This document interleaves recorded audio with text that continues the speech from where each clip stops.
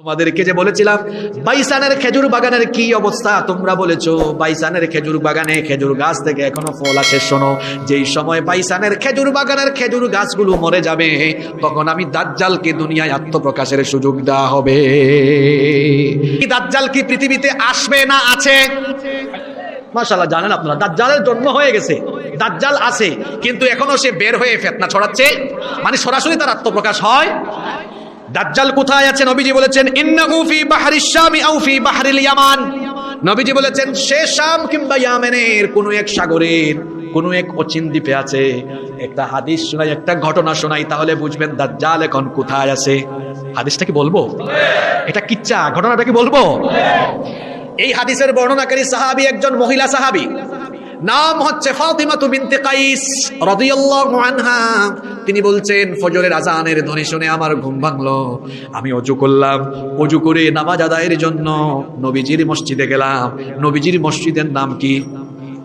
মসজিদে নববী। তিনি বলছেন আল্লাহর হাবিবের ইমামতিতে নামাজ আদায়ের জন্য মসজিদে নববীর উদ্দেশ্যে আমি ছুটে গেলাম। আর আমি নারীদের কাতারের একেবারে সামনে দাঁড়ালাম, পুরুষদের কাতারের পরে থাকবে নারীদের কাতার। তিনি বলছেন নারীদের কাতারের সামনে দাঁড়ালাম।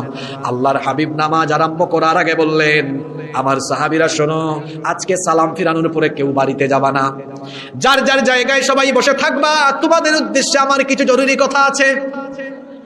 ওই সাহাবী বলছেন যখন নামাজ শেষ হয়ে গেল, সাহাবীরা তখন সবাই যার যার জায়গায় বসে গেলেন।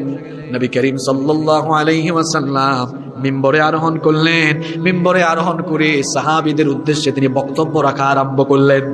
নবীজি তার সাহাবীদেরকে বললেন, আমার সাহাবীরা শোনো শোনো, তামিমদারি এতদিন খ্রিস্টান ছিল, সে আমার কাছে এসে মুসলমান হয়েছে। আর তামিমদারি নামটা মনে রাখবেন, নাম হলো তামিম দাড়ি। সবাই একবার আমার সাথে বলেন, নামটা হলো তামিম দাড়ি।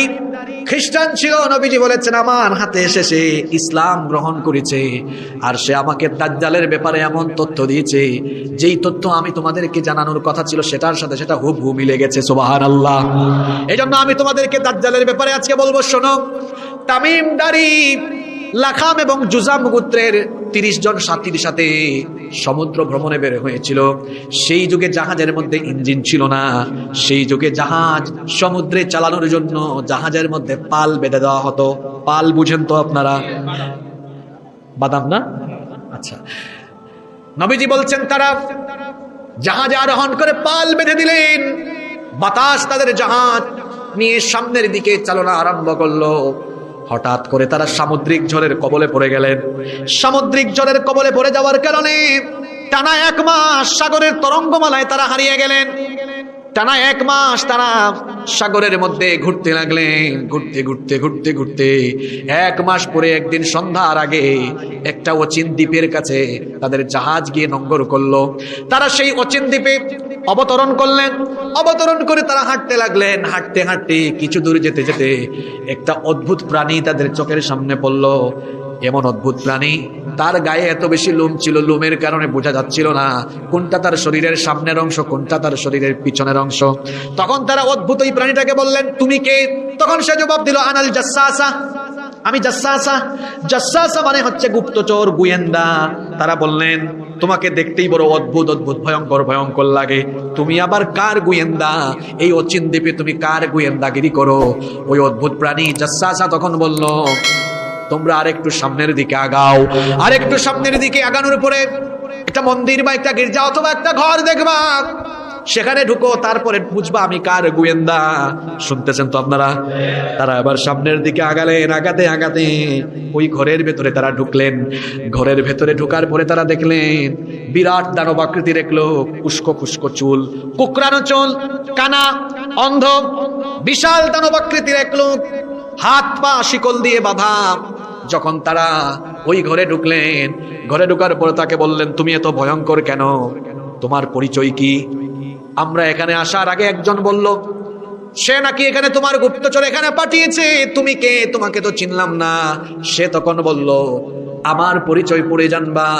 আগে তোমরা বলো তোমরা কারা, এখানে তোমরা কিভাবে এসেছো? তামিম দারি তখন বললেন, আমরা আরবের লোক, নৌ ভ্রমণে বের হয়েছিলাম, সামুদ্রিক ঝড়ের কবলে পড়ায় মাসখানেক আমরা সাগরের মধ্যে হারিয়ে গিয়েছিলাম। আজকে এই অচিন দ্বীপে যখন আমাদের জাহাজ এসে নোঙ্গর করলো, এই দ্বীপে আমরা অবতরণ করলাম, তারপরে এখানে আমরা হাজির হলাম। এখন বলো তুমি কে, তোমার পরিচয় দাও। তখন সে বলল, আমার পরিচয় দিব পরে, আমাকে 3টা প্রশ্নের উত্তর দাও আগে। জুড়ে বলেন কয়টা? আরো জুড়ে কয়টা? তারা বললেন ঠিক আছে, প্রশ্ন করো। তখন সে বলল, আমাকে বাইসানের খবর বলো। তখন তারা বললেন, বাইসান তো একটা বিরাট শহর, বাইসানের কোন খবর তুমি জানতে চাও? তখন সে বলল, আমাকে বাইসানের খেজুর বাগানের সংবাদ দাও। বাইসানের খেজুর বাগানে খেজুরের গাছে কি আগের মতো খেজুর এখনো ফলে নাকি, নাকি খেজুরের গাছগুলো মরে গিয়েছে? তারা তখন বললেন, বাইসানের খেজুর গাছে, খেজুরের গাছ থেকে এখনো খেজুর জন্মে। সে বলল, ঠিক আছে, আমার 2 নম্বর প্রশ্নের উত্তর দাও। তবারিয়া উপসাগরের খবর বলো। তবারিয়া উপসাগরের পানি কি আছে, নাকি তবারিয়া উপসাগরের পানি শুকিয়ে গেছে? তারা বললেন, তবারিয়া উপসাগরে এখনো পানি আছে, এখনো সেই পানি মানুষ ব্যবহার করে। সে তখন 3 নম্বর প্রশ্ন করলো, তাহলে এবার আমাকে বলো জুগারের ঝর্ণার কি অবস্থা? লূত আলাইহিস সালামের একজন মেয়ে ছিলেন, তার নাম ছিল জুগার। যেখানে তার দাফন হয়েছে সেখানে একটা ঝর্ণা ছিল, সেটার নাম হয়ে গেছে জুগারের ঝর্ণা। তখন সে জানতে চাইলো জুগারের ঝর্ণার কি অবস্থা, জুগারের ঝর্ণায় কি পানি আছে নাকি, নাকি পানি শুকিয়ে গেছে? তারা বললেন, না, জুগারের ঝর্ণায় এখনো পানি আছে। জিজ্ঞেস করলো, জুগারের ঝর্ণার পানি দিয়ে কি মানুষ এখনো চাষাবাদ করে নাকি? তারা বললেন, হ্যাঁ, জুগারের ঝর্ণার পানি দিয়ে মানুষ এখনো চাষাবাদ করে। এবার তারা বললেন, 3টা প্রশ্ন জানতে চেয়েছো, 3টার উত্তর তুমি পেয়েছো, এবার তোমার পরিচয় দাও। সে বলল, আরেকটা কথা জিজ্ঞেস করি, যেহেতু তোমরা আরবের মানুষ, আরবে যে একজন নবী আসার কথা ছিল, সেই নবী কি এসেছেন নাকি? তারা বললেন, হ্যাঁ। সে বলল, তিনি এখন কোথায় আছেন? তারা বললেন, তিনি এখন মদিনায় আছেন। সে বলল, তার স্বজাতির সাথে তার কি কোনো যুদ্ধ হয়েছে নাকি? তারা বললেন, হ্যাঁ, যুদ্ধ হয়েছে। সে তখন বলল, যুদ্ধের ফলাফল কি হয়েছে? তারা বললেন, মুহাম্মদ, সবাই পড়েন সাল্লাল্লাহু আলাইহি ওয়াসাল্লাম, তিনি বিজয়ী হয়েছেন। সে বলল, হ্যাঁ, এমনটাই তো হওয়ার কথা। যারা তার অনুসরণ করবে তারা কল্যাণের ভেতরে থাকবে। এবার তারা কিছুটা অসহনীয় হয়ে, অসহ্য হয়ে, ধৈর্য হারা হয়ে বললেন, এতক্ষণ ধরে প্রশ্নের পর প্রশ্ন করে যাচ্ছ, জিজ্ঞেস করেছিলাম তোমার পরিচয়, তুমি বলেছিলে 3টা প্রশ্নের জবাব দিলে তোমার পরিচয় দিবে, 3টা প্রশ্নের উত্তর দিয়েছে, এবার তুমি তোমার পরিচয় দাও। সে তখন বলল, আমার নাম হচ্ছে মাসিহুদ দাজ্জাল, আমার নাম হচ্ছে মাসিহুদ দাজ্জাল। তারা তখন বললেন, তুমি এখানে কি করো অচিন এই দ্বীপে? এখানে তো কোনো সাগরও আসে না, এখানে কোনো জাহাজ আসে না, এখানে তো কোনো মানুষজন থাকে না। শুনেন, যারা বিদেশে সফর করেছেন, রাস্তাঘাটে বাস, গাড়ি, রিক্সা চালানোর জন্য যেমন রুট আছে, বিমান চালানোর জন্য আকাশপথে একটা রুট আছে না নাই? বড় বড় মহাসাগরের এমন কিছু জায়গা আছে যেখান দিয়ে উড়োজাহাজ যদি যায় তাহলে সাগরে হারিয়ে যেতে পারে। আবার জাহাজ চলার জন্য নির্দিষ্ট কিছু পথ আছে। জাহাজগুলো কিন্তু সকল সাগরের সকল জায়গা দিয়ে বিচরণ করে না, নির্দিষ্ট কিছু পথ আছে, ওই পথ দিয়ে অতিক্রম করে। কারণ মহাসাগরে এমন কিছু জায়গা আছে যেখানে জাহাজ গেলে জাহাজ নিখোঁজ হয়ে যায়। মহাসাগরের এমন কিছু জায়গা আছে যার উপরে দিয়ে উড়োজাহাজ গেলে উড়োজাহাজও নিখোঁজ হয়ে। দাজ্জালকে তারা জিজ্ঞেস করলেন, তুমি এই অচিন দ্বীপে করোটা কি? দাজ্জাল তখন বলল, আমাকে আল্লাহ এখানে শিকলবন্দি করে রেখেছেন, কিন্তু অচিরেই আমাকে শিকল মুক্ত করে দেওয়া হবে, অচিরেই দুনিয়ায় আমার আত্মপ্রকাশ ঘটবে। যখন আমি দুনিয়ায় যাব, তামাম দুনিয়াটাকে আমি ফিতনা দিয়ে ভরে দিব। শুনতেছেন আপনারা? তখন তারা বললেন, আচ্ছা বুঝলাম তুমি দুনিয়ায় যাবা, কিন্তু আমাদের প্রশ্ন হলো তুমি কোন সময় দুনিয়ায় যাবা, কোন সময়? সে তখন বলল, উত্তর তো একটু আগে দিয়ে দিয়েছি। তারা বললেন, কেমনে উত্তর দিয়েছো, আমরা তো বুঝি নাই। সে বলল, তোমাদেরকে না কিছুক্ষণ আগে 3টা প্রশ্ন করেছি, এই 3টা প্রশ্নের উত্তর দেওয়ার মধ্যেই আমার আত্মপ্রকাশ আছে। সে তখন বলল, তোমাদেরকে যে বলেছিলাম বাইসানের খেজুর বাগানের কি অবস্থা, তোমরা বলেছো বাইসানের খেজুর বাগানে খেজুর গাছ থেকে এখনো ফল আসে। শোনো, যেই সময় বাইসানের খেজুর বাগানের খেজুর গাছগুলো মরে যাবে, তখন আমি দাজ্জালকে দুনিয়ায় আত্মপ্রকাশের সুযোগ দেওয়া হবে। এবার শোনেন যুবকরা, গুগল শরীফ আছে না, বাইসান লিখবেন। বাইসান হচ্ছে, এটা লেবানন ফিলিস্তিন 2 জায়গারই অংশ ছিল। ইসরায়েলের ইহুদিরা এটা দখল করে ফেলেছে। বাইসানকে তারা দখল করে ফেলেছে। বাইসানে এখনো খেজুর বাগান আছে, তবে এখন বাইসানের খেজুর বাগানে যে খেজুর গাছ আছে সেটা বাইসানের খেজুর বাগানের মূল খেজুর গাছ নয়, এগুলো ইহুদিরা মরক্কো থেকে এনেছে। কোন দেশ থেকে? জোরে বলেন। আমার কথাগুলো পরে বাড়িতে গিয়া গুগলে ইউটিউবে গিয়ে ঢুকে তারপরে শুনে মিলায় নেবেন, পারবেন না? তাহলে বলেন বাইসানের খেজুর বাগান আছে না নাই? কিন্তু খেজুর বাগানে কি বাইসানের খেজুর গাছ আছে? তাহলে দাজ্জাল বলেছে বাইসানের খেজুর বাগানের খেজুর গাছ যখন থাকবে না তখন দাজ্জাল দুনিয়ায় আত্মপ্রকাশ ঘটাবে। 1 নম্বর প্রশ্ন। 2 নম্বর, দাজ্জাল বলেছে তাবারিয়া উপসাগরের পানি যখন শুকিয়ে যাবে, তাবারিয়া এই উপসাগরকেও ইসরায়েলের ইহুদিরা দখল করে ফেলেছে, ইসরায়েলের ইহুদিরা দখল করে ফেলেছে, এবং এই উপসাগরের 1 ফোঁটা পানিও তারা ফিলিস্তিনিদেরকে দেয় না। দাজ্জাল বলেছে যখন এই উপসাগরের পানি একদম শুকিয়ে যাবে তখন আমি আত্মপ্রকাশ করব। 3 নম্বর, এই তাবারিয়া উপসাগরকে দেখবেন গুগলে সার্চ করলে সি অফ গ্যালিলি লিখবেন, সেখানে তাবারিয়া উপসাগরকে দেখবেন ব্র্যাকেটে লিখে দিয়েছে সি অফ গ্যালিলি। নাম্বার 3 নম্বর প্রশ্ন করেছিল জুগারের ঝর্ণার কি অবস্থা। এই জুগারের ঝর্ণা এই জায়গাটাকেও ইহুদিরা দখল করে ফেলেছে, এবং জুগারের ঝর্ণায় এখন আর কোনো পানি আসে না। শোনেন আপনারা, বাইসানের খেজুর বাগান, বলেন বাইসানের, তাবারিয়া উপসাগর সি অফ গ্যালিলি, এরপরে কি বললাম জুগারের ঝর্ণা, 3টা জায়গা এখন কাদের দখলে? জোরে বলেন। কেন তাদের দখলে? ইহুদিদের আকীদা হলো দাজ্জাল হলো তাদের ইমাম, দাজ্জাল হলো তাদের নেতা। দাজ্জাল দুনিয়াতে আসার বড় বড় 3টা আলামত যে জায়গাগুলোকে নিয়ে করা হয়েছে, ওই 3টা জায়গায় তারা দখল করে ফেলেছে, এই জন্য যাতে তারা তাদের নেতা দাজ্জালকে ওয়েলকাম করে দাজ্জালের সাহায্যে তারা যেন গোটা বিশ্বকে শাসন করতে পারে। এটা ইহুদিদের স্বপ্ন, ইহুদিদের। তবে এই স্বপ্ন দুঃস্বপ্নই থেকে যাবে, এই স্বপ্ন দুঃস্বপ্নই থেকে যাবে। হাদিসে এসেছে দাজ্জালের অনুসারী হবে 70,000 ইহুদি। কত হাজার ইহুদি? দাজ্জালের সৈন্য হবে কত হাজার? সবগুলা কি? জোরে বলেন, সবগুলা কি? তো তারা অপেক্ষায় আছে, দাজ্জাল মিস্টার দাজ্জাল আসবে, আর দাজ্জালের নেতৃত্বে তারা গোটা দুনিয়াতে তারা তাদের সাম্রাজ্য বিস্তার করবে। এই স্বপ্ন দুঃস্বপ্ন হয়ে যাবে, কারণ এই দাজ্জালকে কতল করার জন্য শেষ জামানায় ঈসা আলাইহিস সালামকে পাঠাবেন কে? জোরে বলেন, পাঠাবেন কে? তো দাজ্জাল বলল আমি এসে গেছি দুনিয়ায়, আত্মপ্রকাশ এখনো। তাহলে যে কোনো সময় দাজ্জাল আসতে পারে কিনা? পারে কিনা? তারা তখন জিজ্ঞেস করলেন, আচ্ছা তুমি দুনিয়াতে আত্মপ্রকাশের পরে দুনিয়ায় কয়দিন থাকবা? আপনারা কি শুনতেছেন? দাজ্জাল বলল দুনিয়ায় আমি 40 দিন অবস্থান করব। জোরে বলেন কয়দিন? আমার প্রথম দিন হবে 1 বছরের সমান, দ্বিতীয় দিন হবে 1 মাসের সমান, তৃতীয় দিন হবে 1 সপ্তাহের সমান। আমার কথা বুঝে থাকলে সবাই জবাব দেন দেখি, দাজ্জালের প্রথম দিনটা হবে কত দিনের সমান? মাশাআল্লাহ, নোয়াখালীর মানুষ ঠিক আছে, আপনার মনোযোগ আছে আপনার। 1 বছরের সমান হবে প্রথম দিন, দ্বিতীয় দিন হবে কয় দিনের সমান? 1 মাসের সমান, তৃতীয় দিন হবে 1 সপ্তাহের সমান। সাহাবীরা নবীজিকে তখন জিজ্ঞেস করেছিলেন, ওগো আল্লাহর নবী, দাজ্জালের প্রথম দিন যদি 1 বছরের সমান হয় তো 5 ওয়াক্তের নামাজ আমরা কিভাবে আদায় করব? কারণ একদিনে তো নামাজ হলো 5 ওয়াক্ত, এটা যদি 1 বছরের সমান লম্বা হয় এত নামাজ আমরা কেমনে পড়ব? নবীজি বললেন, ফিতনার ওই কঠিন সময়ে অনুমান করে করে তোমরা নামাজ আদায় করতে থাকবে। সুবহানাল্লাহ। প্রথম দিন 1 বছরে, দ্বিতীয় দিন 1 মাসের, তৃতীয় দিন 1 সপ্তাহ, বাকি 37 দিন স্বাভাবিক দিনের মতোই। এই 30 জন দাজ্জালকে জিজ্ঞেস করলো, তুমি কি গোটা দুনিয়াতে ভ্রমণ করবা নাকি গোটা দুনিয়ায় ফিতনার প্রকাশ ঘটাবা নাকি? দাজ্জাল তখন বলল, সারা দুনিয়াতে আমি যেতে পারবো, কিন্তু আমার দুঃখ হলো 2টা শহরে আমি ঢুকতে পারবো না। কয়টা? আরো জোরে বলেন। একটা হচ্ছে মক্কাতুল মুকাররমা, যখন মক্কায় ঢুকতে চাইবো ফেরেশতারা আমাকে তলোয়ার দিয়ে ভাগাইয়া দিবে, আল্লাহু আকবার। আবার আমি যখন মদিনায় ঢুকতে যাব তখনও আমাকে ফেরেশতারা তলোয়ার দিয়ে ভাগিয়ে দিবে আল্লাহর নবী সাহাবীদেরকে। তখন বলছেন আল্লাহর নবীর হাত মুবারকে লাঠি ছিল, তিনি লাঠি দিয়ে মাটিতে আঘাত করেছিলেন, আঘাত করে তখন বলেছিলেন হাদিহি তয়্যিবা, হাদিহি তয়্যিবা, হাদিহি তয়্যিবা। তয়বা হচ্ছে মদিনার আরেকটা নাম, ইয়াসরিব যেমন মদিনার আরেকটা নাম, তয়বাও হলো মদিনার আরেকটা নাম। তয়বা মানে পবিত্র। এই শহরটাকে পবিত্র রেখেছেন কে?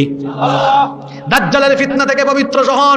নবীজি বলেছেন সাহাবীদেরকে উদ্দেশ্য করে লাঠি দিয়ে আঘাত মাটিতে করলেন, বলেন এটা মদিনা, এটা আমার পবিত্র শহর মদিনা, এটা আমার পবিত্র শহর মদিনা। দাজ্জালের ফিতনা থেকে এই শহরকে পবিত্র রেখে দিয়েছেন কে? দাজ্জাল দুইটা জায়গায় যেতে পারবে। দাজ্জালের ফিতনা কেমন হবে? কষ্ট হচ্ছে আপনাদের? 15-20 মিনিট ধৈর্য ধরা যাবে না?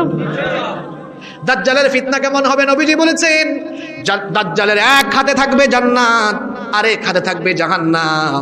কিন্তু দাজ্জালের যে হাতে থাকবে জান্নাত ওটা নকল জান্নাত, ওইটা আসলে হলো, জোরে বলেন আসলে হলো, যেই দিকে সে জাহান্নাম দেখাবে মানুষকে আসলে ওইটা হলো জান্নাত। জাহান্নাম দেখাইয়া দাজ্জাল বলবে এই ঈমান আনো, এই জান্নাতে ঢুকবা, আমার উপর ঈমান আনো, আমাকে খোদা মানো, রব মানো, না মানলে জাহান্নামে ঢুকবা। নবীজি বলেছেন দাজ্জালের যুগে তোমরা যদি থাকো হাসি মুখে দাজ্জালের জাহান্নামের আগুনে ঝাঁপ দিবা, কারণ ঈমান নিয়ে দাজ্জালের জাহান্নামের আগুনে ঝাঁপ দেওয়ার পরে দেখবা ওইটা হলো জান্নাতের বাগান। দাজ্জালের দুই হাতে দুইটা নদী থাকবে, একদিকে দেখা যাবে স্বচ্ছ পানি, আরেক দিকে দেখা যাবে আগুন প্রবাহিত হচ্ছে। নবীজি বলেছেন যেদিকে দেখবা স্বচ্ছ পানি বুঝবা ওইটাই হলো আসল আগুন, আর যেই দিকে দেখবা আগুন মনে করবা ওইটাই হলো জান্নাতের নহর। সাবধান সাবধান, দাজ্জালের কাছে ঈমান হারিয়ে দিও না, বরং দেনে বুঝে আল্লাহর দ্বীনের পক্ষে থেকে দাজ্জালের সুমিষ্ট স্বচ্ছ পানিতে ঝাঁপ দিয়ে দিও। দাজ্জালের আগুন যেদিকে প্রবাহিত হচ্ছে সেই দিকে ঝাঁপ দিয়ে দিও। ঝাঁপ দেওয়ার পরে দেখবা সেটা জান্নাতের নহর। সুবহানাল্লাহ। দাজ্জালকে কিছু অলৌকিক ক্ষমতা দেওয়া হবে, আর সে ফিতনা ছড়াবে। আকাশকে হুকুম করলে আকাশ থেকে বৃষ্টি নাজিল হবে, কোন অনুর্বর জমিকে হুকুম দিলে সেখান থেকে ফসল ফলে যাবে। এই রকম করে সে ফিতনা চালাবে। যে ঈমান আনবে না তাকে সে হত্যা করে ফেলবে।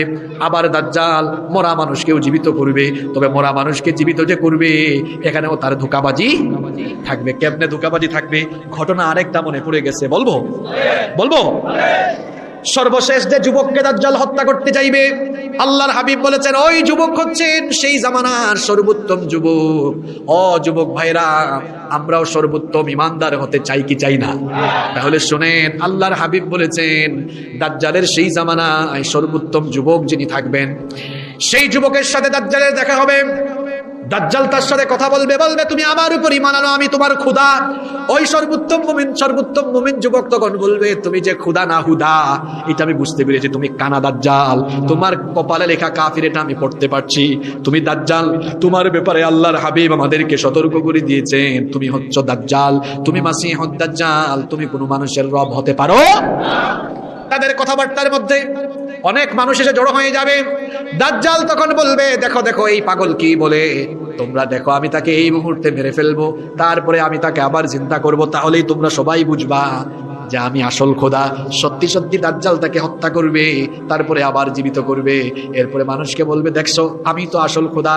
তখন ওই যুবক বলবে তুমি যে দাজ্জাল এটা আমরা এখন আরো ভালো করে নিশ্চিত হয়ে গেলাম। সে তখন বলবে দেখো দেখো তোমার মা বাপকে আমি জিন্দা করছি, তোমার মা বাপও সাক্ষ্য দিবে আমি যে তোমার খোদা। তখন সেই শয়তানকে, দুজন শয়তানকে তার মা বাপের সুরত ধরায়া হাজির করবে। তারা বলবেন বাবারে শোনো, এটা খোদা, এটার উপর ঈমান আনো, আসলে এটা খোদা না হুদা। ওই সর্বোত্তম যুবক তখন বলবে এরা আমার মা বাপ নয়, তুমি যে ধোঁকাবাজি করছো তোমার ধোঁকাবাজি আমরা বুঝতে পারছি।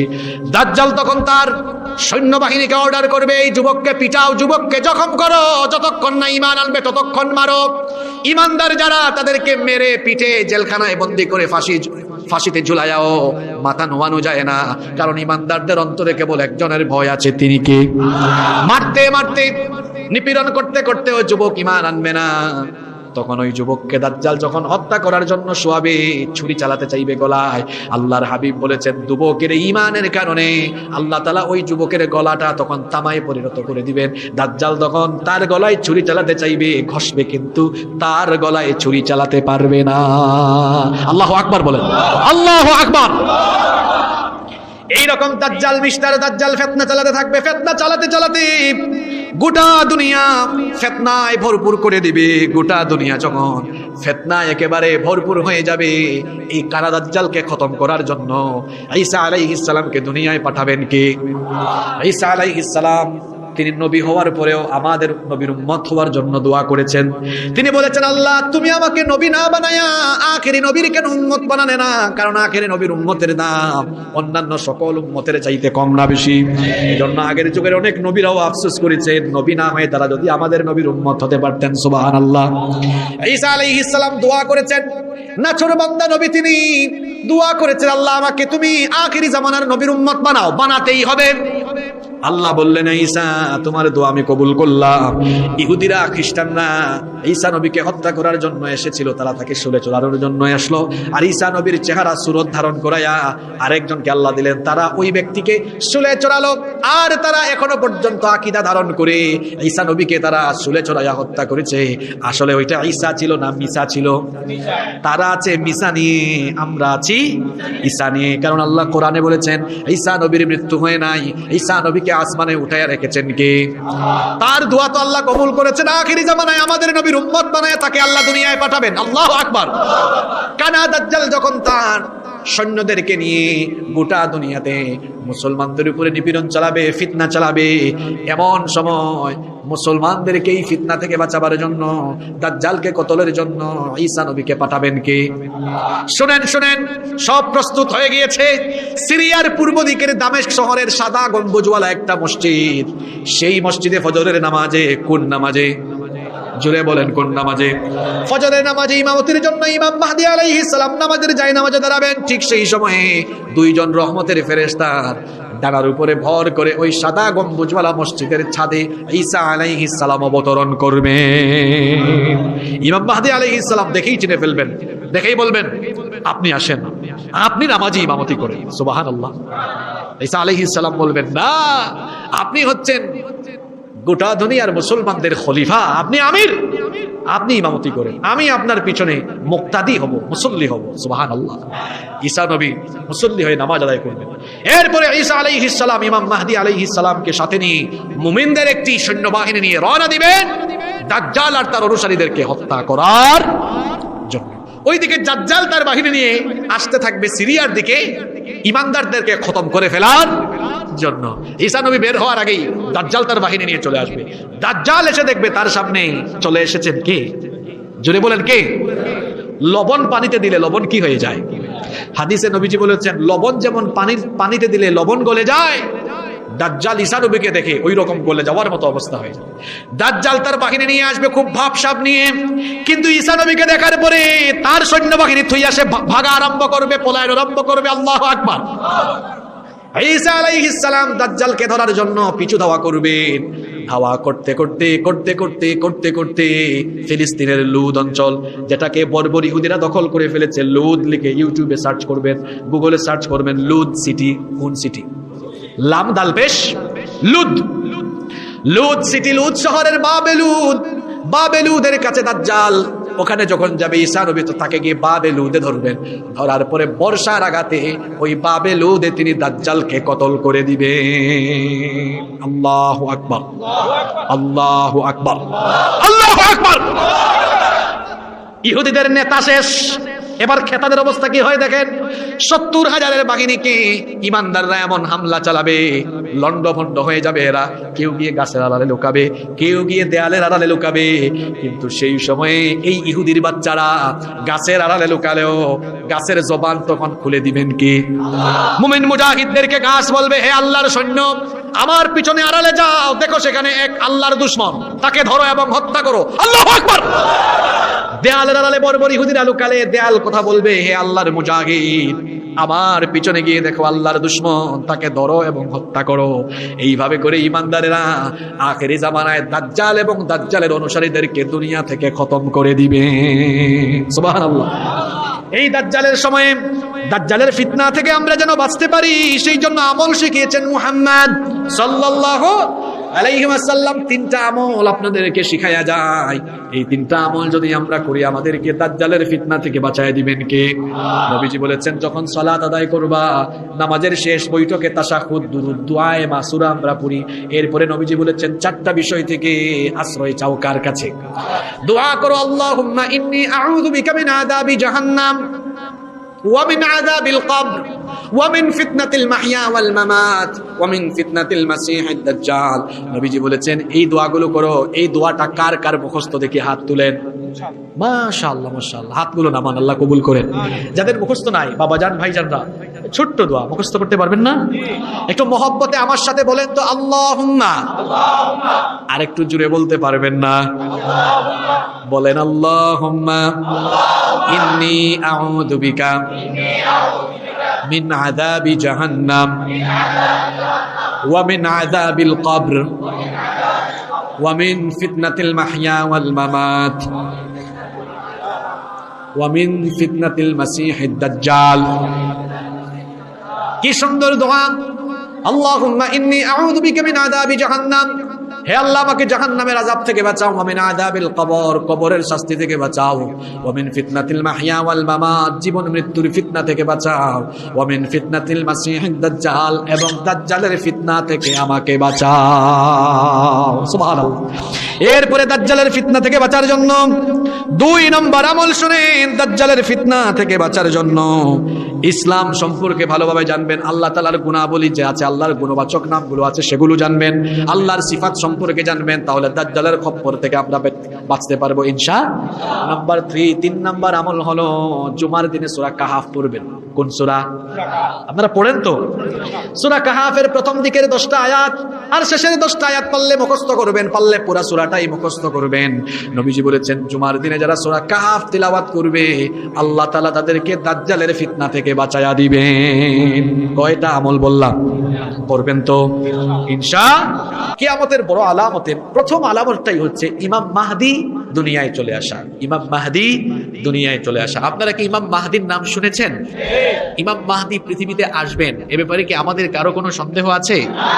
ইমাম মাহদি কখন আসবেন আর মাহদি কে, তার পরিচয় আমাদের জানা দরকার। যুবক তরুণ ছাত্র ভাইরা, আপনাদের আরো ভালো করে জানা দরকার। বর্তমান বিশ্ব প্রেক্ষাপট, বর্তমান বিশ্ব পরিস্থিতি সামনে রাখলে দেখা যায় ইমাম মাহদি আসার যে আলামতগুলো হাদিসে বলা হয়েছে, হাদিসের মধ্যে কিতাবুল ফিতান, শেষ জামানা আখেরি জামানার যে ফিতনা সংক্রান্ত হাদিসগুলো বর্ণিত হয়েছে, এগুলো স্টাডি করলে আর বর্তমান বিশ্ব পরিস্থিতি সামনে রাখলে দেখা যায় ইমাম মাহদি আসার আলামত প্রকাশিত হয়ে যাচ্ছে। হয়তো অচিরেই ইমাম মাহদির আগমন ঘটবে ইনশাআল্লাহ। তো ইমাম মাহদি কে হবেন, আমরা তাকে কিভাবে চিনব? কারণ পৃথিবীতে এর আগে ইতিমধ্যে অনেকেই তাকে মাহদি বলে দাবি করেছে। এখন আসল মাহদি কোনটা, তার পরিচয় জানতে হলে আমার আপনার দায়িত্ব হলো ওই ইমাম মাহদির পরিচয় এবং বৈশিষ্ট্য যেগুলো বলে গিয়েছেন মুহাম্মদুর রাসূলুল্লাহ সাল্লাল্লাহু আলাইহি ওয়াসাল্লাম, সেগুলো জানা। যদি আমরা নবীজির কথাগুলো জানতে পারি, ইমাম মাহদির পরিচয় আমরা পেয়ে যাব ইনশাআল্লাহ। ইমাম মাহদিকে চেনার 10টা আলামত আছে। কয়টা আলামত আছে? ইমাম মাহদির 10টা বৈশিষ্ট্য আপনাদেরকে বলি। নাম্বার 1 নম্বর হচ্ছে আল্লাহর হাবিব মুহাম্মদুর রাসূলুল্লাহ সাল্লাল্লাহু আলাইহি ওয়াসাল্লাম ইমাম মাহদির ব্যাপারে কি বলেছেন শুনেন। নাম্বার 1 নম্বরে নবীজি বলেছেন ইয়াখরুজু ফি আখিরি উম্মতি আল মাহদি। আল্লাহর হাবিব বলেছেন আখেরি জামানায়, কিয়ামতের আগে শেষ জামানায় আমার উম্মতের মধ্যে মাহদির আগমন ঘটবে। তাহলে এই হাদিস থেকে আমরা জানতে পারলাম ইমাম মাহদি আসবেন শেষ জামানায় কিয়ামতের, জোরে বলেন কিয়ামতের আগে। নাম্বার 2 নম্বরে হচ্ছে ইমাম মাহদি কোন বংশ থেকে আসবেন, কোন বংশধারা থেকে তার আগমন হবে। আল্লাহর নবী বলেছেন, এটা আবু দাউদ এবং ইবনে মাজাহ এই হাদিস বর্ণিত হয়েছে। নবীজি বলেছেন আল মাহদি মিন ইত্রাতি মিন ওয়ালাদি ফাতেমা। আল্লাহর হাবিব বলেছেন আমার কলিজার টুকরা মেয়ে ফাতেমার বংশধারা থেকে মাহদির আগমন ঘটবে। তাহলে ইমাম মাহদি যিনি হবেন তিনি নবীজির বংশের হবেন, ফাতেমা রাদিয়াল্লাহু আনহার বংশের হবেন, আলী কাররামাল্লাহু ওয়াজহাহু তার বংশের হবেন। নাম্বার 3 নম্বর ইমাম মাহদির পরিচয় নবীজি দিয়েছেন। আল্লাহর হাবিব বলেছেন লা ইয়াযহাবুদ দুনিয়া হাত্তা ইয়াবআসাল্লাহু রাজুলাম মিন আহলি বাইতি। ততদিন পর্যন্ত দুনিয়া ধ্বংস হবে না যতদিন না আমার বংশের একজন দুনিয়ায় এসে খিলাফত প্রতিষ্ঠা না করেন। আর শেষ জামানায় আল্লাহর নবীর বংশ থেকে এসে যিনি মুসলমানদেরকে সংকটাপন্ন অবস্থা থেকে উত্তোলন করে খিলাফত প্রতিষ্ঠা করবেন, তার পরিচয়, তার নাম কি হবে? বাবার নাম কি হবে? নবীজি বলেছেন ইউআতু ইসমুহু ইসমি ওয়াসমা আবিহি ইসমা আবি। আল্লাহর নবী বলেছেন তার নাম হবে আমার নামে, তার বাবার নাম হবে আমার বাবার নামে। অর্থাৎ আমার নাম হচ্ছে মুহাম্মদ, আমার নাম হচ্ছে আহমদ। ইমাম মাহদি হয়ে যিনি আসবেন তার নাম হবে মুহাম্মদ, তার নাম হবে আহমদ, তার বাবার নাম হবে আমার বাবার নামে। সবাই বলেন তো দেখি আমাদের নবীজির বাবার নাম কি? আব্দুল্লাহ। নবীজি বলেছেন মাহদি হয়ে যিনি আসবেন তার বাবার নাম হবে আব্দুল্লাহ। আমার নাম যেমন মুহাম্মদ বিন আব্দুল্লাহ, আখিরি জামানায় কিয়ামতের আগে ইমাম মাহদি হয়ে যিনি আসবেন তার নাম হবে মুহাম্মদ বা আহমদ বিন আব্দুল্লাহ। আপনারা শুনতেছেন তো? কার পরিচয় বলছি আপনাদেরকে? ইমাম। কয়টা পরিচয় বলছি? ইতিমধ্যে বলেছি কয়টা? যারা শুনেন নাই রিপিট করি। 1 নাম্বার আসবেন তিনি আখিরি জামানায়। 2 নাম্বার আসবেন তিনি নবীজির কলিজার টুকরা মেয়ে ফাতেমা রাদিয়াল্লাহু আনহার বংশে। 3 নাম্বার তার নাম হবে নবীর নামে, তার বাবার নাম হবে নবীজির বাবার নামে। নাম্বার 4। 4 নাম্বার ওনার দৈহিক অবয়ব কেমন হবে, দৈহিক বৈশিষ্ট্য কেমন হবে? আল্লাহর নবী বলেছেন আল মাহদিয়্যু মিন্নি আজলাল জাবহা আকনাল আনফ।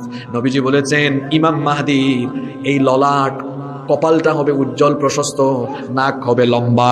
নাম্বার 5 নাম্বার তিনি দুনিয়াতে কোন সময় আগমন করবেন, কোন প্রেক্ষাপটে আসবেন? যখন তিনি আগমন করবেন দুনিয়ার অবস্থা তখন কেমন হবে? আল্লাহর নবী বলেছেন হিনা ইউমলাউল আরদু জাওরা ওয়া যুলমা। গোটা দুনিয়া যখন জুলুম, নির্যাতন, অন্যায়, অবিচার, অত্যাচার, নির্যাতন, নিপীড়নে ভরে যাবে, তখন তামাম দুনিয়াকে অত্যাচার, নির্যাতন, অবিচার, জুলুম থেকে উত্তরণ করে গোটা দুনিয়ায় ন্যায় ইনসাফ কায়েমের জন্য ইমাম মাহদিকে যিনি খলিফা বানিয়ে পাঠাবেন তিনি কি?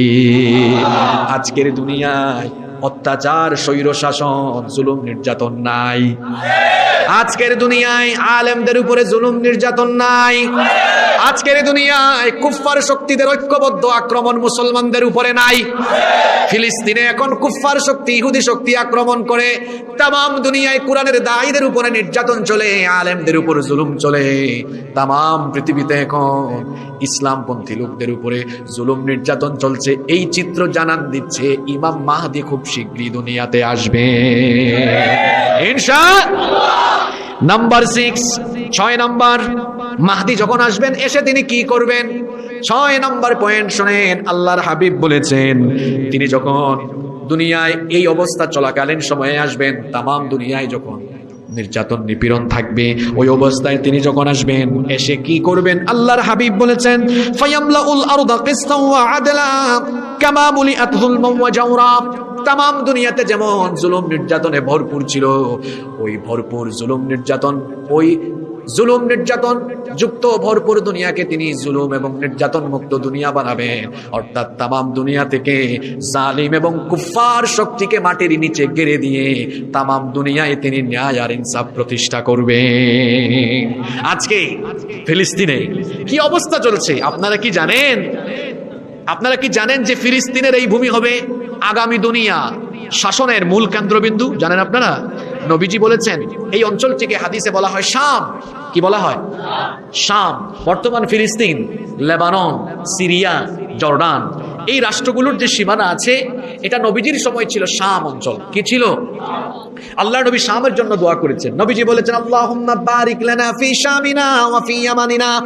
হে আল্লাহ আমাদের শামে বরকত দাও, আমাদের ইয়ামেনে বরকত দাও। নবীজির সামনে যারা ছিলেন সেই সাহাবীরা বললেন ওয়া ফি নাজদিনা ইয়া রাসূলুল্লাহ। সবাই পড়েন সাল্লাল্লাহু আলাইহি ওয়াসাল্লাম। তারা বললেন ওগো আল্লাহর রাসূল আপনি আমাদের নজদের জন্য একটু দোয়া করেন।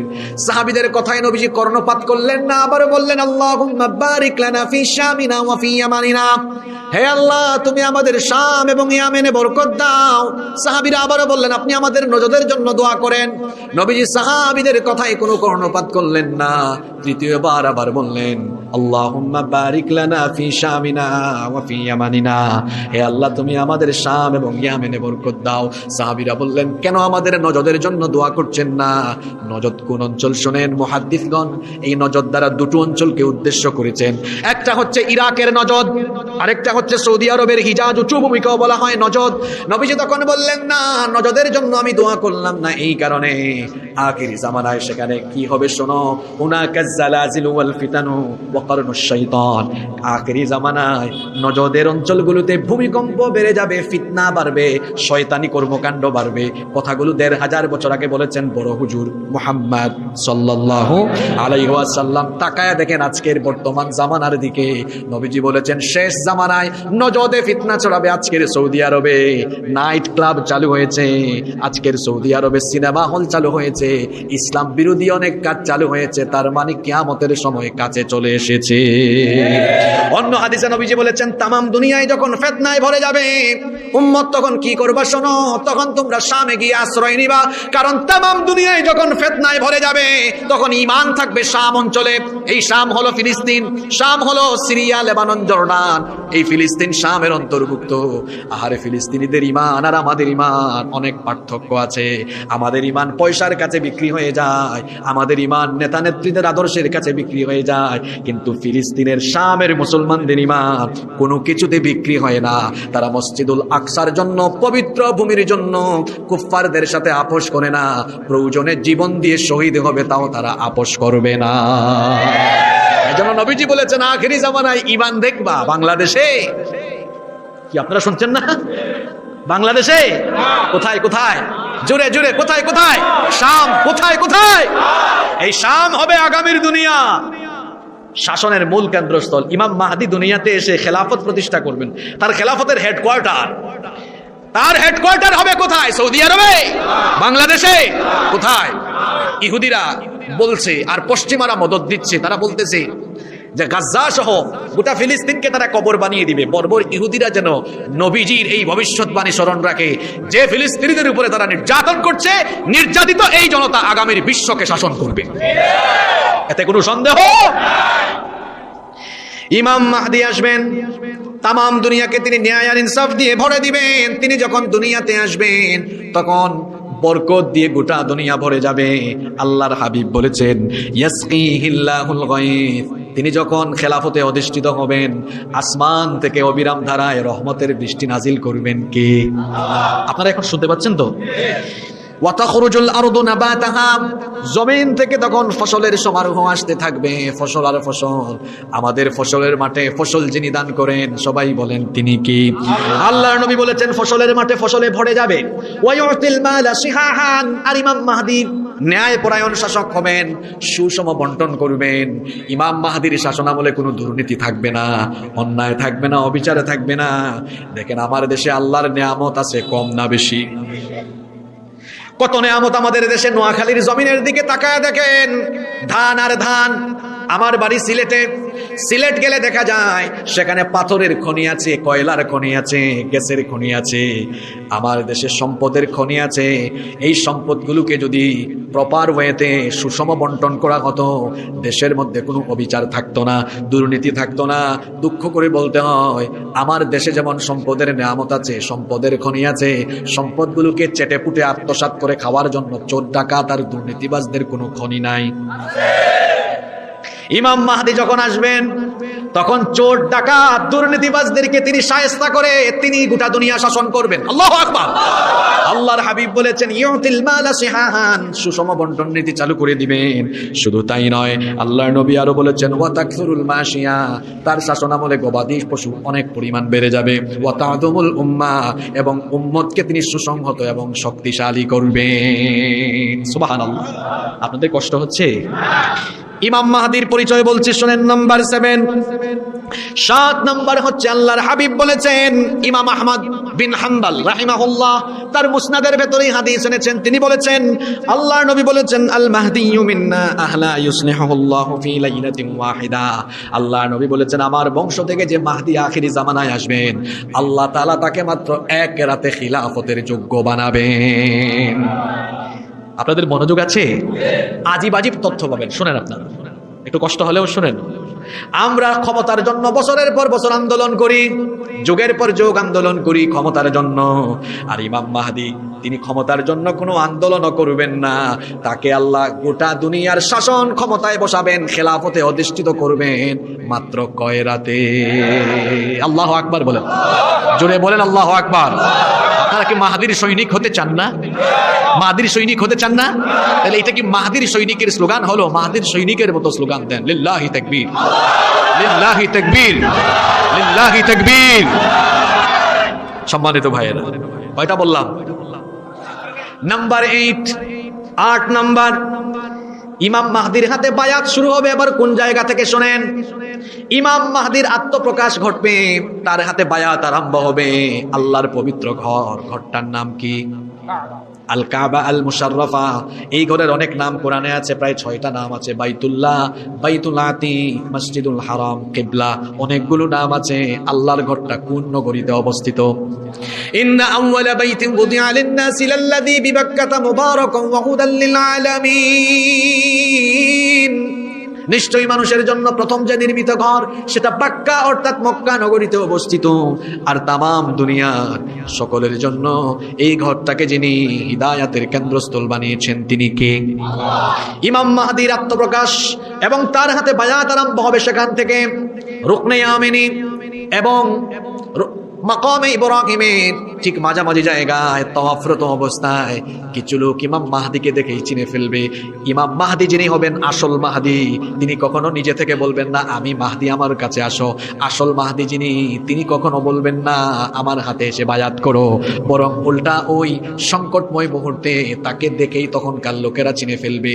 এই কথা বলেছেন মুহাম্মদ সাল্লাল্লাহু আলাইহি ওয়াসাল্লাম।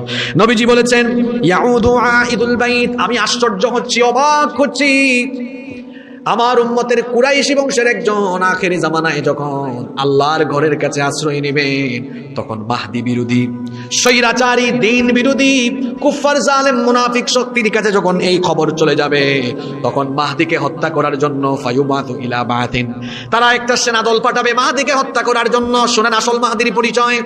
তারা যখন ইমাম মাহদিকে হত্যা করার জন্য একটা সৈন্য পাঠাবে, ফাইদা কানু বিবাইদা মিনাল আরদি খুসিফা বিহিম, বাইদা নামক স্থানে উপস্থিত হওয়ার পরে ওই সৈন্যদলকে আল্লাহ মাটির তলায় ধসায়া দিবেন। আল্লাহু আকবার। তাইলে আসল মাহদি হবেন যিনি কেউ তার ক্ষতি করতে পারবে না। শোনেন, এই পর্যন্ত অনেকেই তাকে মাহদি বলে দাবি করেছে। সর্বশেষ 1980 সালে, আপনারা আমার কথাগুলো গুগল শরীফ আছে না, গুগল শরীফে সার্চ দিয়ে মিলাইয়েন বাড়িতে গিয়ে। 1980 সালে কাবা শরীফে এক লোক এরকম তাওয়াফরত অবস্থায় তাকে মাহদি বলে দাবি করেছে। ওই লোকটার নাম হচ্ছে মুহাম্মদ বিন আব্দুল্লাহ আল কাহতানি। মুহাম্মদ বিন আব্দুল্লাহ আল কাহতানি। সে যখন তাকে মাহদি বলেছে, তৎকালীন সৌদি গভর্নমেন্ট তাকে হত্যা করার জন্য একদল সৈন্য পাঠিয়েছে। এরা এসে ওই নকল মাহদির বুককে গুলি দিয়ে ঝাঁঝরা করে দিয়েছে। আর আমরা হাদিসে দেখতে পাচ্ছি নবীজি বলেছেন আসল মাহদি হবেন যিনি গুলি, বুলেট, বোমা, মিসাইল, দুনিয়ার কোনো ক্ষেপণাস্ত্র তাকে আঘাত করার কোনো সুযোগ থাকবে না। বরং নবীজি বলেছেন ওই মাহদির ক্ষতি করার জন্য যে আসবে তাকে আল্লাহ নিজেই মাটির তলায় গেড়ে দিবেন। তাইলে আসল মাহদি যিনি, তার কোনো ক্ষতি কেউ কখনো করতে পারবে না। নাম্বার 9 নাম্বার, ইমাম মাহদির পরিচয় যখন গোটা দুনিয়াতে ছড়িয়ে যাবে, সারা দুনিয়া থেকে মানুষ তখন দল বেঁধে বেঁধে মাহদির সৈন্য হওয়ার জন্য ছুটে যাবে। যদি এই নসিব আপনাদের হয়, আপনারা যাবেন কিনা? কারা কারা যাবেন না দেখি হাত তুলেন। মাশাআল্লাহ, মনোযোগ ভালো। কারা কারা মাহদির সৈন্য হতে চাই হাত তুলে আল্লাহকে দেখান। মাশাআল্লাহ, লিল্লাহি তাকবীর। হাত নামান। আপনারা নোয়াখালীর মানুষ, চেতনায় উজ্জীবিত আপনারা, আলহামদুলিল্লাহ। চতুর্দিকে খবর চলে যাবে, সর্বপ্রথম খুরাসানের দিক থেকে কালো পতাকাবাহী একদল লোক মাহদির সৈন্য হওয়ার জন্য সবার আগে তারা ছুটে যাবে। আল্লাহু আকবার। আল্লাহর হাবিব বলেছেন তখন তোমরা যারা দুনিয়াতে থাকবে, ফাইদা রাআইতুমুহু, যখন তোমরা তার পরিচয় জানবে বা তাকে দেখবে, তখন কেউ দেরি করো না। ফাবাইউহু, তার হাতে তখন তোমরা গিয়ে বায়াত গ্রহণ করিও। ওয়ালাউ হাবওয়ান আলা সালজ, বরফের উপর দিয়ে হামাগুড়ি দিয়ে হলেও মাহদির হাতে তোমরা তখন বায়াত গ্রহণ করিও। সুবহানাল্লাহ। নাম্বার 10 নম্বর ইমাম মাহদির পরিচয় আল্লাহর হাবিব দিয়েছেন। ইমাম মাহদি যখন দুনিয়ায় আসবেন, চতুর্দিক থেকে লক্ষ লক্ষ কোটি কোটি ইমানদারেরা তার হাতে বায়াত গ্রহণ করবে। তিনি যখন গোটা দুনিয়ায় খেলাফত অধিষ্ঠিত করে গোটা বিশ্বকে শাসন করবেন। কত বছর শাসন করবেন শোনেন। আল্লাহর নবী বলেছেন ইয়ামলিকু সাবআ সিনিন ওয়া ফি রিওয়ায়াতিন উখরা 9 সিনিন। 2 রকমের বর্ণনা আছে, এক বর্ণনায় 7 বছর আর এক বর্ণনায় 9 বছর, অর্থাৎ তিনি 7 থেকে 9 বছর আল্লাহর জমিনে খেলাফত অধিষ্ঠিত করবেন। আল্লাহু আকবার। খেলাফতের হেডকোয়ার্টার কোথায় হবে? যেমন বাংলাদেশে যেই দল যখনই ক্ষমতায় যায়, ক্ষমতার হেডকোয়ার্টার কোথায়? ঢাকার গণভবন। ঢাকার গণভবন, বঙ্গভবন, এটা হচ্ছে আমাদের দেশ পরিচালনার headquarter. Parliament, secretariat, Ganabhaban, Bangabhaban সব কোথায়? চিটাগংয়ে। কোথায়? ইমাম মাহদি গোটা পৃথিবী শাসন করবেন। হেডকোয়ার্টার কোথায়? কোথায়? ফিলিস্তিন, শাম। কি মনে হয় আপনাদের যে ফিলিস্তিনিরা এখন নির্যাতিত হচ্ছে? ইহুদিরা বলছে ফিলিস্তিনকে শেষ করে দিবে। শুনেন, পশ্চিমারা মদদ দিচ্ছে। নবীজির একটা হাদিস শোনাই, এখানে অনেক আলেমরা আছেন। কিয়ামতের বড় 10টা আলামতের একটা আলামত হলো, কিয়ামতের ঘটনা ঘটার আগে পৃথিবীতে বড় বড় 3টা ভূমিধস হবে। কয়টা? জোরে বলেন, কয়টা? কোন কোন অঞ্চলে হবে? নবীজি বলেছেন খাসফুন বিল মাশরিক, একটা হবে পূর্বে, খাসফুন বিল মাগরিব আরেকটা হবে পশ্চিমে, আরেকটা হবে জাজিরাতুল আরবে। তাইলে এই যে 3 জায়গায় 3টা ভূমিধস হবে, তার মধ্যে একটা হচ্ছে খাসফুন বিল মাগরিব, পশ্চিমে। আমেরিকা পৃথিবীর কোথায় অবস্থিত? জোরে বলেন, কোথায়? যদি আমাদের জামানায় আমরা মাহদিকে না দেখি, আর ইউটিউবার ভাইদের কল্যাণে যদি এগুলো ইউটিউবে থাকে, আমিও যদি মরে যাই, আমার বয়ান যদি নেক্সট জেনারেশন শুনে, তো তারা যেন মিলিয়ে নেয় আল্লাহর নবীর ভবিষ্যৎবাণী অনুযায়ী পশ্চিমের দিকে অবস্থিত যে দেশ আমেরিকা সহ তাদের যত গোলাম আছে যারা মুসলমানদের বিরুদ্ধে কাজ করছে, আল্লাহর নবী বলেছেন কিয়ামতের আগে এই সকল দেশ পৃথিবীর মানচিত্রেও থাকবে না, মাটির তলায় আল্লাহ ধসাইয়া দিবেন, বলেছেন মুহাম্মদ সাল্লাল্লাহু আলাইহি ওয়াসাল্লাম। তারা এখন গোটা দুনিয়ায় সন্ত্রাসের মদতদাতা এই পশ্চিমারা। গোটা দুনিয়াকে সভ্যতার কথা বলে তারা অসভ্য বানিয়ে ফেলেছে। গোটা দুনিয়াতে তারা সভ্য এবং ভদ্র জাতি বলে তাদের অসভ্যতা এবং অভদ্রতার নজির তারা দেখিয়ে দিয়েছে, ঠিক কিনা? ফিলিস্তিনিরা মার খেলে সেটা হয় ইসরায়েলিদের প্রতিরক্ষা, আর ইসরায়েলিরা মার খেলে তখন সেটা হয়ে যায় হামাসের সন্ত্রাসী কর্মকাণ্ড। তো 70 বছর মার খেলো, তখন পশ্চিমাদের মুখ বন্ধ ছিল, আর যখন একটু প্রতিরোধ করে দাঁড়ালো তখন হামাস কিংবা ফিলিস্তিনিরা তারা জঙ্গি হয়ে গেল। আরে প্রকৃত জঙ্গি, প্রকৃত সন্ত্রাসী তো হলো ইসরায়েলের বর্বর ইহুদিরা, যারা 70 বছর ধরে ফিলিস্তিনিদের জমি দখল করতে করতে দখলদার সেজে অবৈধ রাষ্ট্রের জন্ম দিয়ে সন্ত্রাসী কাজ চালাচ্ছে। তারাই হচ্ছে আসল সন্ত্রাসী। সত্যিকারের মুজাহিদ হলো ফিলিস্তিনিরা, ঠিক কিনা বলেন? তাইলে ইমাম মাহদি আসবেন, এতে কোনো সন্দেহ? গোটা দুনিয়া থেকে জুলুম নির্যাতন সব দূর করে দিবেন। আজ শুধু ফিলিস্তিন না, দিকে দিকে আমরা দেখছি চোর ডাকাতরা জেলের বাহিরে খুব আরাম করে ঘুরে, আর আলেমদের উপর নির্যাতন নিপীড়ন, আলেমদের উপরে এত জুলুম অত্যাচার থাকবে না। এই দৃশ্য ইমাম মাহদি চিরেই আসবেন। গোটা দুনিয়ার সকল জালেম কুফফার শক্তিদেরকে মাটির নিচে ঘিরে দিয়ে তিনি তখন গোটা দুনিয়ায় ন্যায় ইনসাফ প্রতিষ্ঠা করবেন। বিশ্বাস হয় নাকি সন্দেহ আছে?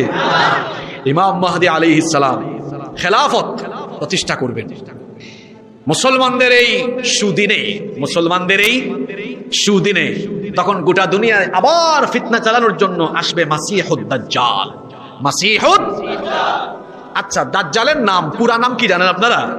অনেকে দাজ্জাল এতটুকু জানেন, তার পুরা নাম হচ্ছে মাসিহুদ দাজ্জাল। যেমন একটা ছেলের নাম আশরাফ, কিন্তু যখন সে খাতায় লিখে আশরাফুল ইসলাম, এটা তার পুরা নাম। তো দাজ্জালের পুরা নাম হচ্ছে মাসিহুদ দাজ্জাল। তার নাম মাসিহুদ দাজ্জাল কেন জানেন? শুনেন, মাসিহ এটা আরবি শব্দ, মাসহুন মূল ধাতু থেকে নিষ্পন্ন হয়েছে। তাকে মাসিহুদ দাজ্জাল কি কারণে বলা হয়? তাফসিরে কাবীরের মধ্যে ইমাম রাজি রাহিমাহুল্লাহ খুব সুন্দর অর্থ দিয়েছেন তার নামের। তাকে মাসিহ বলা হয় 2টা কারণে। কয়টা কারণে? মাসিহটা আপনারা বুঝবেন। আমরা অজুর সময় অজুর অঙ্গগুলো ধৌত করি, কিন্তু একটা অঙ্গ আমরা মাসিহ করি, ওটা কোনটা? কি? আবার তায়াম্মুমের সময় আমরা কি করি? মাসিহ করি। মাসিহ এসেছে মাসহুম থেকে, মাসিহ করা। যেমন ঈসা আলাইহিস সালামের নাম হচ্ছে মাসিহ ইবনু মারইয়াম। ঈসা নবীকে মাসিহ বলা হয় কেন? ঈসা নবীকে এই কারণে মাসিহ বলা হয়, তিনি যখন কোনো কুষ্ঠরোগীর গা মুছে দিতেন তখন আল্লাহ তার রোগ ভালো করে দিতেন। আপনারা কি সুবহানাল্লাহ বলবেন না? ঈসা নবীকে মাসিহ এই জন্য বলা হয়, তিনি যখন কোনো অন্ধ ব্যক্তির চোখের উপরে মাসিহ করে দিতেন, হাত বুলিয়ে দিতেন, আল্লাহ তার চোখের আলো ফিরিয়ে দিতেন। বুঝলাম ঈসা নবীর এটা মুজিজা ছিল, এই মুজিজা তাকে দিয়েছেন কে? কিন্তু দাজ্জালকে মাসিহ বলা হয় কেন? দাজ্জালকে মাসিহ বলা হয় এই কারণে, হাদিসে এসেছে তার চোখ থাকবে একটা, আর আরেকটা থাকবেই না। আরেকটা যেটা থাকবে ওইটাও ত্রুটিযুক্ত, আঙ্গুরের মতো ফুলা, কানা দাজ্জাল। আর আরেকটা চোখ ব্রু সুদ্ধা, চামড়ার আবরণে, চামড়া দিয়ে মুছা থাকবে। মুছা মানে চোখটাকে একদম মুছে দেওয়া হবে। এক চোখা দাজ্জাল। কয় চোখা? এই জন্য তার নাম মাসিহ। আবার আরবি অভিধান কামুস খুললে দেখবেন মাসিহ শব্দের আরেকটা অর্থ হলো ভূপৃষ্ঠে বিচরণকারী। এই কানা দাজ্জাল পৃথিবীর দুইটা জায়গা, মক্কা আর মদিনা ছাড়া সারা দুনিয়াতে সে ঘুরে বেড়াবে আর ফিতনা ছড়াবে। যেহেতু সে মক্কা মদিনা ছাড়া সব জায়গায় ঘুরে ঘুরে ফিতনা ছড়াবে, সারা দুনিয়ায় ঘুরবে, এই জন্য তার নাম হচ্ছে, বলেন, তার নাম মাসিহ। আর দাজ্জাল এটা অর্থ কি? দাজ্জাল শব্দটি আদ-দাজলু মূল ধাতু থেকে এসেছে, ইয়ানি আল খলাত, মানে হচ্ছে সত্যের সাথে মিথ্যা মিশাইয়া দেওয়া, যেটাকে আমরা সহজ বাংলায় বলি ধোঁকাবাজি, প্রতারণা। দাজ্জাল হবে ধোঁকাবাজ, দাজ্জাল হবে প্রতারক। এই জন্য আরবিতে তার নাম হচ্ছে দাজ্জাল। তার পুরা নাম, তাহলে মিস্টার দাজ্জালের পুরা নাম পাইলাম আমরা আজকে, মাসিহুদ। দাজ্জালের 12টা বৈশিষ্ট্য আপনাদেরকে হাদিস থেকে বলি। কয়টা? দাজ্জালের পরিচয় জানা দরকার না? দাজ্জালের ফিতনা থেকে বাঁচার জন্য দাজ্জালকে চিনার দরকার আছে না নাই? আপনাদের কি কষ্ট হচ্ছে? আমি কি মোনাজাত দিয়ে দিব নাকি বলবো? শুনেন, মিস্টার দাজ্জালের 12টা বৈশিষ্ট্য। নাম্বার 1, 1 নাম্বার, মানুষের মধ্য থেকেই দাজ্জালের আগমন হবে, অর্থাৎ দাজ্জাল কোনো জিন বা ভূত হবে না, মানব আকৃতির হবে, তবে সেটা হবে বিরাট মানব আকৃতি। তবে আমাদের মতো মানবীয় বৈশিষ্ট্যের বাহিরে তার মধ্যে কিছু স্বতন্ত্র বৈশিষ্ট্য থাকবে। তাহলে 1 নাম্বার আমরা জানলাম, দাজ্জাল জিন বা ভূত থেকে আসবে না, বরং দাজ্জাল আসবে মানুষের মতোই, মানুষের বেশ ধরে। নাম্বার 2 নাম্বার হচ্ছে আন্নাহু আওয়ার। আল্লাহ নবী বলেছেন, আলা ইন্না মাসিহাদ দাজ্জাল আওয়ারুল আইন। শোনো উম্মত, দাজ্জালের ব্যাপারে সাবধান হও। দাজ্জাল হবে কানা, তার চোখগুলো হবে তার চোখ হবে অন্ধ, সে চোখে দেখবে না, তার ডান চোখ হবে কানা। দাজ্জাল, এই কানা দাজ্জাল এসে নিজেকে রব বলে দাবি করবে। আল্লাহর হাবিব বলেছেন, খবরদার খবরদার, দাজ্জালের ফিতনায় পড়ো না।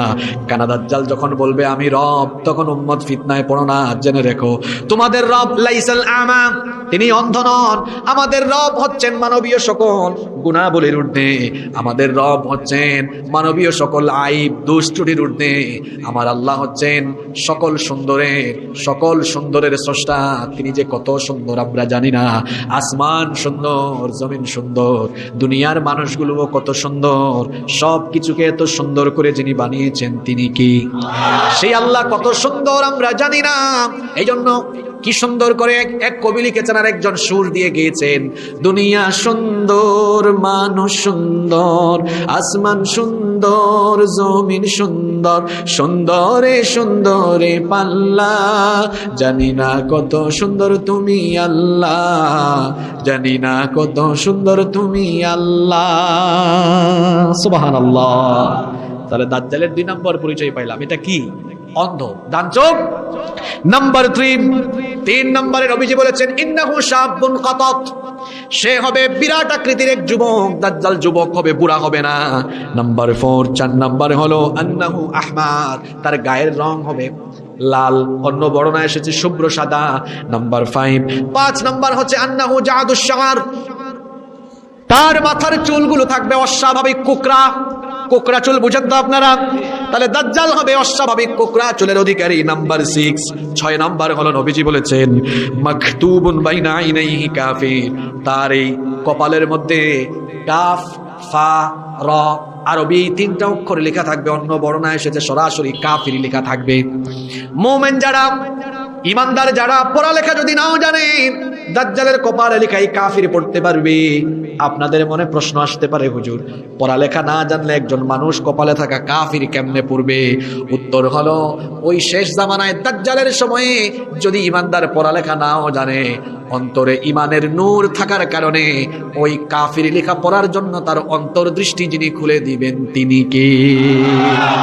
আর মুশরিক, মুনাফিক, দাজ্জালের অনুসারীরা পড়ালেখা জানলেও দাজ্জালের কপালে এই কাফির লেখা তারা পড়তে পারবে না, বুঝতেও পারবে না, কারণ তারা দাজ্জালের অনুসারী। পড়ালেখা জানলেও পারবে না, কারণ তার অন্তরের মধ্যে ইমানের নূর নাই। তাহলে দাজ্জালের 6 নম্বর বৈশিষ্ট্য জানলাম, দাজ্জালের কপালের মধ্যে লেখা থাকবে। আরো জোরে বলেন, আরো জোরে বলেন। নাম্বার 7, 7 নম্বর হচ্ছে নবীজি বলেছেন, ইন্না মাসিহাদ দাজ্জাল রাজুলুন কাসীরুন আফহাজ। দাজ্জাল হবে বাটি। বাটিকে নোয়াখালী ভাষায় আপনারা কি বলেন? খাটো। এটা প্রমিত বাংলা, আপনারা আপনাদের আঞ্চলিক ভাষা বলেন। আমার বাড়ি সিলেটে, আমরা সিলেট কিতা কই জানেননি? সিলেট কই বাট্টি। সিলেটে আমরা বলি বাট্টি, আপনারা কি বলেন নোয়াখালীতে? আমি কিন্তু নোয়াখালীর ভাষা খুব পছন্দ করি, খুব সুন্দর ভাষা, বাড়ি বা বাইট্টা।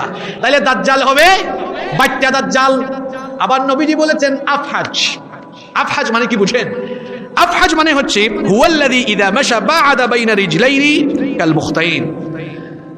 আফহাজ মানে হচ্ছে খতনা করা ছেলে খতনার পরে যেমন হাঁটে, দাজ্জাল ওই রকম হাঁটবে। খতনা করার পরে ছেলেরা কেমনে হাঁটে দেখছেন? 2 পা 2 দিকে ছড়ায়া। এটাকে আঞ্চলিক ভাষায় কি বলেন? কি ভাষা আপনাদের? হ্যাঁ, সেগাইয়া সেগাইয়া। তো এই দাজ্জাল হাঁটবে কেমনে? সেগাইয়া সেগাইয়া।